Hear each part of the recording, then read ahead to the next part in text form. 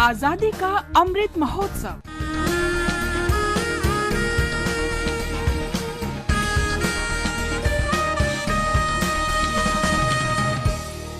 आजादी का सफर आकाशवाणी समाचार के साथ।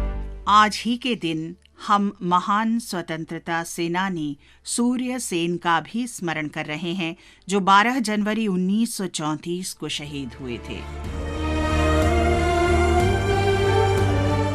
जब वे 1916 में बरहामपुर कॉलेज से स्नातक कर रहे थे, वे अनुशीलन समिति में शामिल हुए।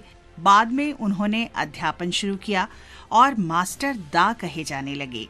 उन्होंने शरद चंद्र बोस और चित्तरंजन दास के साथ काम किया।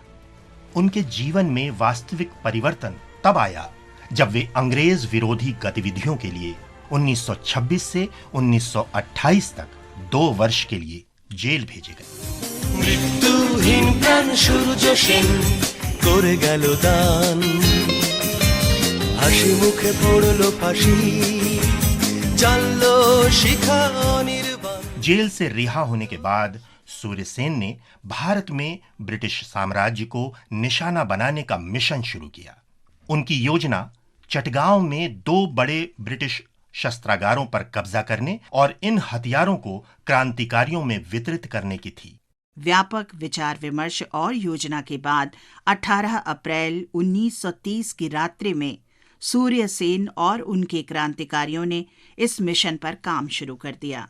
उन्होंने टेलीफोन और टेलीग्राफ संपर्क काट दिए और चटगांव आने वाली रेलगाड़ियों के मार्ग में व्यवधान डाला, लेकिन शस्त्रागारों पर कब्जा करने के बावजूद क्रांतिकारी गोला बारूद पाने में असफल रहे। गोला बारूद और हथियारों के बिना ब्रिटिश साम्राज्य को खुले युद्ध में चुनौती देना संभव नहीं था। इसके बाद क्रांतिकारी चटगांव पहाड़ियों में चले गए। ब्रिटिश साम्राज्य के खिलाफ लड़ाई में 80 अंग्रेज सैनिक मारे गए। नेत्रसेन नामक व्यक्ति ने क्रांतिकारियों के छिपने का स्थान बता दिया।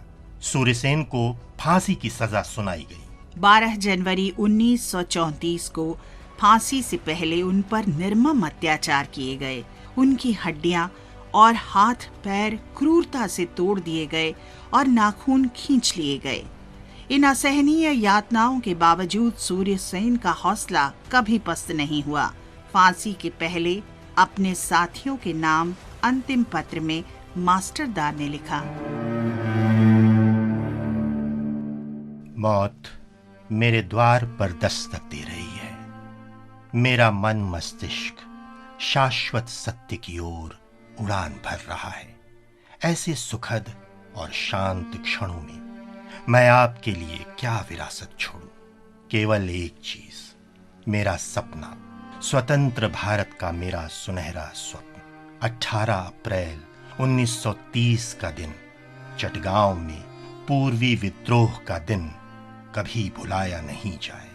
अपने हृदयों में लाल अक्षरों में उन देशभक्तों के नाम लिख लें जिन्होंने स्वतंत्रता की बेदी पर अपने प्राण न्यौछावर कर दिए।